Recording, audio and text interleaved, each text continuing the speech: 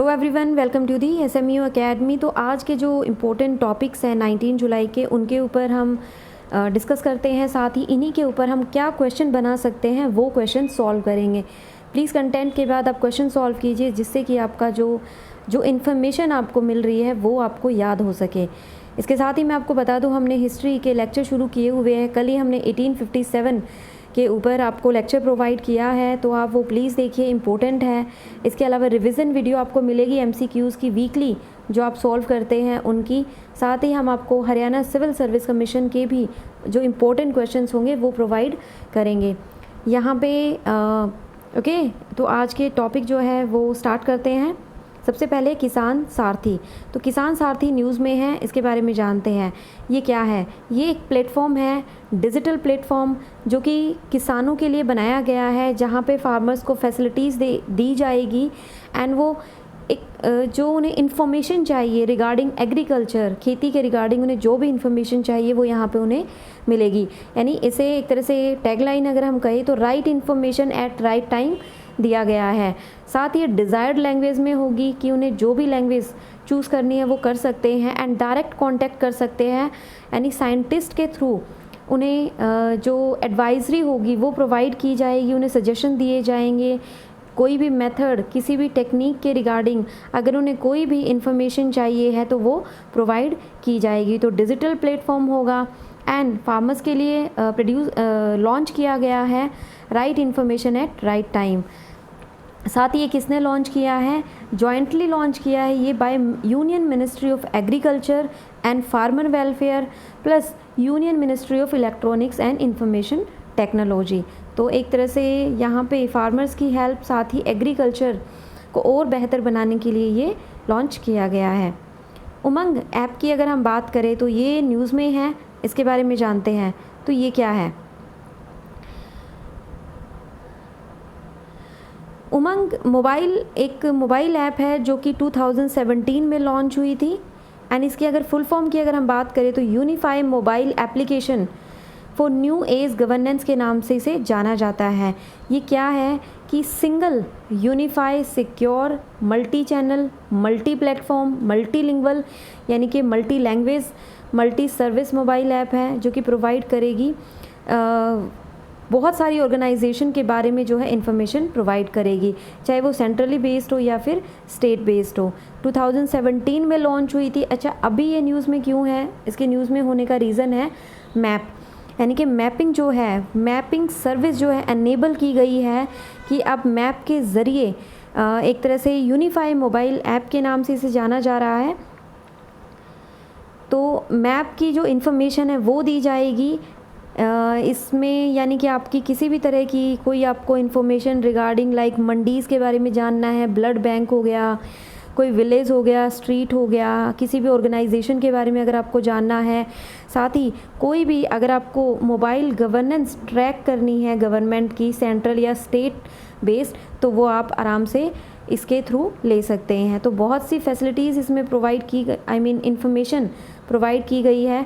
साथ ही 1251 सर्विसेज इसमें होंगी, 257 डिपार्टमेंट्स होंगे, 32 स्टेट्स होंगी। साथ ही 20,280 यूटिलिटी बिल पेमेंट सर्विसेज होंगी। इसके साथ ही अगर हम बात करें तो और भी बहुत सी सर्विसेज है, यानी 2000 प्लस सर्विसेज इसमें ऐड की है वेरियस ऑर्गेनाइजेशंस की। तो ये काफ़ी इम्पोर्टेंट है। एंड इसके साथ ही अगर आप देखें तो इसको डाउनलोड करते ही आपके सामने एक प्लेटफॉर्म जो आता है, वहाँ पे आपको बहुत सारे इन्फॉर्मेशन के बारे में आपको जानने का मौका मिलता है। साथ ही इसका एक इंटरनेशनल वर्जन भी लॉन्च हो चुका है 2020 में। एंड इस ऐप को best AIIMS government service award 2018 भी मिल चुका है। तो ये चीज़ आपको याद रखनी है, 2018 में इसे एक अवार्ड भी मिल चुका है। एंड इसका एक इंटरनेशनल वर्जन भी लॉन्च हो चुका है 2020 में।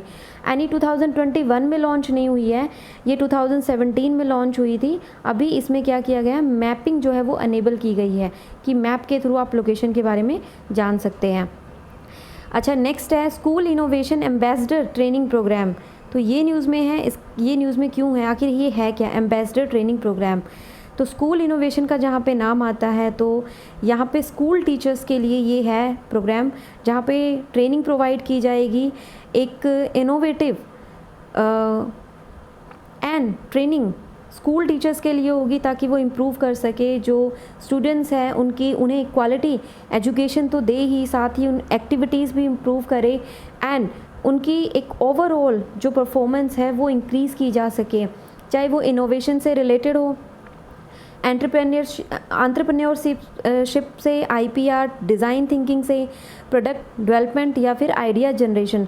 तो ये 50,000 जो स्कूल टीचर्स होंगे एक तरह से उनके लिए होगी, लेकिन इससे जो बेनिफिट होगा वो हमारे स्टूडेंट्स को ही होगा, ताकि एक उनका जो एक लेवल है वो बढ़े एंड उनकी प्रोग्रेस हो सके। ओके, इसके साथ ही ये ऑनलाइन मोड में प्रोवाइड किया जाएगा। ये ट्रेनिंग जो होगा वो ऑनलाइन होगा, ऑफलाइन नहीं। एंड ये किसने डिज़ाइन किया है?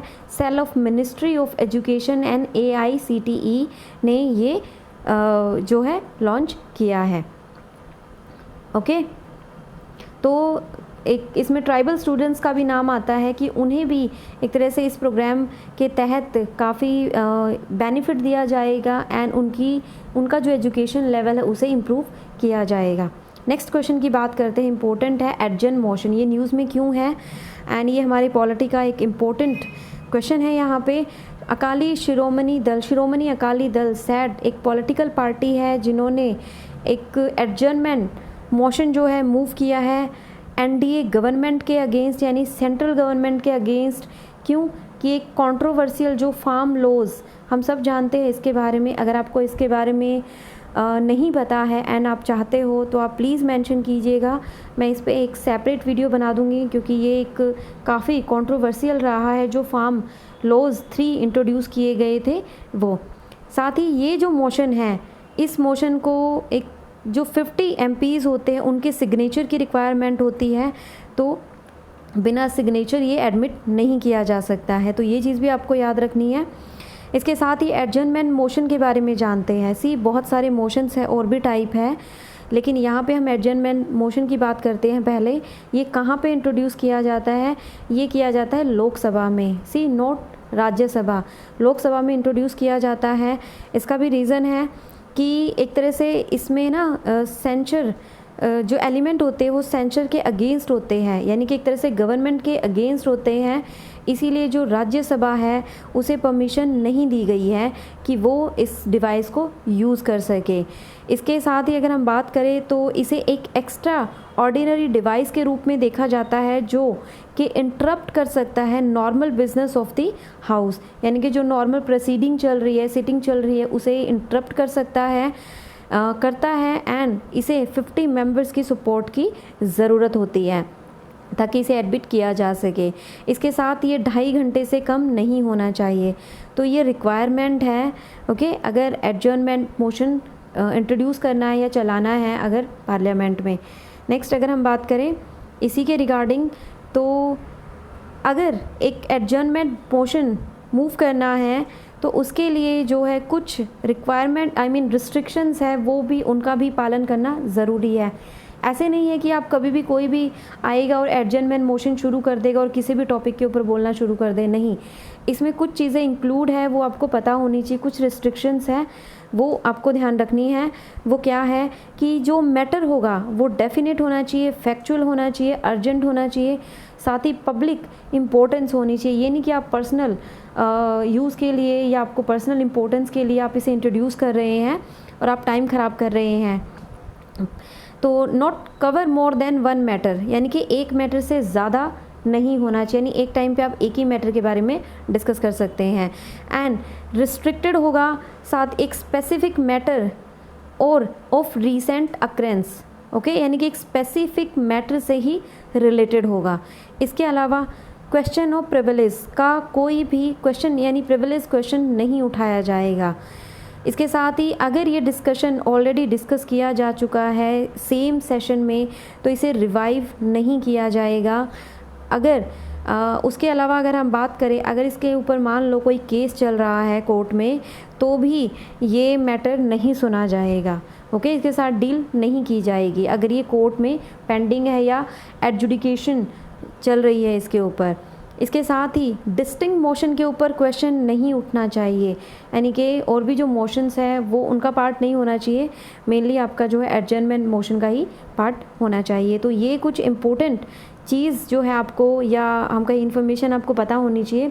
साथ ही इसके अगर हम कुछ और बात करें तो कुछ और टाइप्स के मोशंस होते हैं, जैसे कि प्रिविलेज हो गया, सेंसर हो गया, call attention, no day yet named, no confidence हो गया, motion of thanks and cut motion. तो ये कुछ ऐसे हैं जिनके बारे में आपको पता होना चाहिए कि ये कहाँ पे इंट्रोड्यूस किए जाते हैं एंड एटलीस्ट ये है क्या। मेनली तो आपको वही याद रखना है जो कि न्यूज़ में है। तो जो हमने पढ़ा ये न्यूज़ में है, बाकी अगर कोई न्यूज़ में आएगा तो उसके ऊपर हम बात करेंगे। नेक्स्ट टॉपिक की ओर बढ़ते हैं। India self reliance for renewable energy manufacturing, ये क्या है? हम रिन्यूएबल के बारे में कई टॉपिक कर चुके हैं ऑलरेडी, अगेन ये फिर से है, एक तरह से सेल्फ रिलायंस है फॉर रिन्यूएबल एनर्जी मैन्युफैक्चरिंग, यानी कि सेल्फ रिलायंस का मतलब क्या होता है? आत्मनिर्भर भारत। आत्मनिर्भर भारत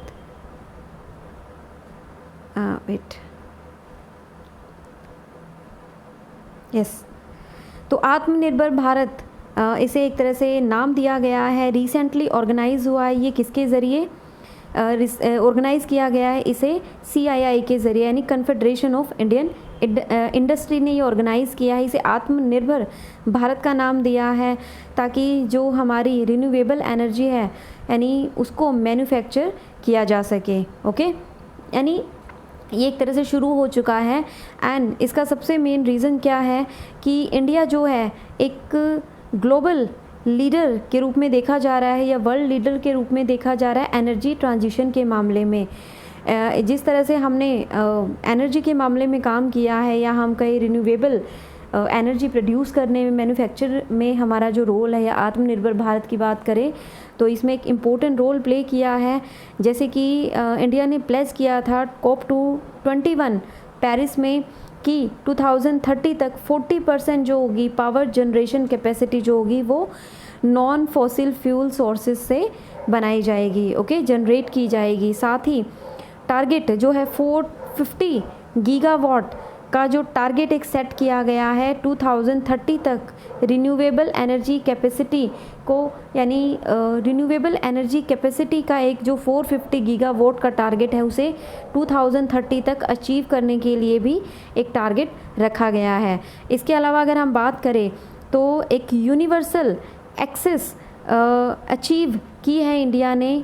हर जो विलेज है या हम कहें कि हैमलेट जो दीनदयाल उपाध्याय ग्राम ज्योति योजना स्कीम के तहत कनेक्ट किया गया है विलेजेस को, एक यूनिवर्सल एक्सेस प्रोवाइड की गई है इस स्कीम के ज़रिए, ओके, एंड कनेक्ट किया गया है एवरी हाउस होल्ड को अंडर सौभाग्य स्कीम। तो दो स्कीम के बारे में, दीनदयाल उपाध्याय ग्राम ज्योति योजना स्कीम एंड सौभाग्य स्कीम के तहत बहुत सारे विलेजेस जो है उन्हें आपस में कनेक्ट किया गया है and fastest and largest expansion किया गया है जो कि वर्ल्ड में काफ़ी अगर हम कंपेयर करें तो काफ़ी फास्ट है।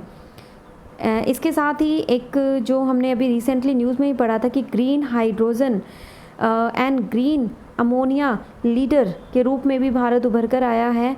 यहाँ पे ग्रीन हाइड्रोजन पावर प्लांट लगाए जा रहे हैं, ओके, तो ये भी एक इम्पोर्टेंट है। तो काफ़ी बड़ा रिन्यूएबल एनर्जी प्रोजेक्ट इसे माना जा रहा है। साथ ही आत्मनिर्भर भारत का ये एक पार्ट होगा एंड इसके साथ ही अगर हम दीनदयाल उपाध्याय ग्राम ज्योति योजना स्कीम के बारे में बात करें तो वो क्या है, तो वो जो राजीव गांधी ग्रामीण विद्युतीकरण योजना है, गांव के लिए गांव में इलेक्ट्रिसिटी प्रोवाइड करने के लिए, इलेक्ट्रिसिटी डिस्ट्रीब्यूशन करने के लिए एक इंफ्रास्ट्रक्चर तैयार करने के लिए रूरल एरिया में एक तरह से इसे सब अज्यूम किया गया है DDUGJY स्कीम के साथ, यानी कि दीनदयाल उपाध्याय ग्राम ज्योति योजना के साथ। तो यहाँ पे एक मेनली क्या है कि एक उन्हें इलेक्ट्रिसिटी प्रोवाइड की जाएगी, उन्हें कनेक्ट किया जाएगा, एक यूनिवर्सल एक्सेस उन्हें प्रोवाइड की जाएगी ताकि गांव-गांव तक ये पहुंच सके। साथ ही इसमें सबसे मेन वही है कि इसका ऑब्जेक्टिव क्या है कि इलेक्ट्रिफिकेशन प्रोवाइड करनी है विलेजेस को, एंड एक इंश्योर करना है कि सफिशिएंट पावर जो है फार्मर्स को या हम कहें कि कंज्यूमर्स को एक रेगुलर सप्लाई मिल सके, ताकि वो जो भी अपनी एग्रीकल्चर या उनकी एक्टिविटी है वो बिना किसी इंटरप्शन के कर सके। साथ ही उनके जो भी लॉसेस होंगे उन्हें मीटर किया जाएगा। जो उनके लॉसेस होते आए हैं उन्हें रिड्यूस करने की यहाँ पे कोशिश की जाएगी इसके तहत। इसके साथ ही अगर हम इसकी नोडल जो मेन एजेंसी है उसकी बात करें तो रूरल इलेक्ट्रिफिकेशन कॉरपोरेशन लिमिटेड यानी REC जो होगी वो इसकी नोडल एजेंसी होगी। साथ ही एक और स्कीम के बारे में हमने जो बात की है सौभाग्य स्कीम, प्रधानमंत्री सहज बिजली हर घर योजना यानी PM सौभाग्य के नाम से इसे जाना जाता है। एंड ये लॉन्च हुई थी ये सितंबर में लॉन्च हुई थी 2017 में। इसका जो टारगेट था वो भी सेम ही है, इलेक्ट्रीफाई करना है ऑल हाउस होल्ड को बाय दिसंबर 2018 तक। ठीक है, इसका मेन जो मकसद था वो 2018 तक इलेक्ट्रिसिटी प्रोवाइड करना था सभी हाउस होल्ड को। तो ये जो टारगेट है इसे मूव कर दिया गया है, बाद में इसे मूव कर दिया गया था March 31, 2019 के लिए। एंड इवेंचुअली सेंटर ने बाद में डिक्लेयर किया था कि ऑल जितने भी होम होंगे उन्हें एक तरह से इलेक्ट्रिसिटी कनेक्शन प्रोवाइड किया जाएगा। विलिंग्स होम यानी कि जितने यानी अगर कोई घर है अगर वो चाहता है कि उन्हें इलेक्ट्रिसिटी प्रोवाइड की जाए तो उन्हें इलेक्ट्रिसिटी प्रोवाइड की जाएगी। ओके,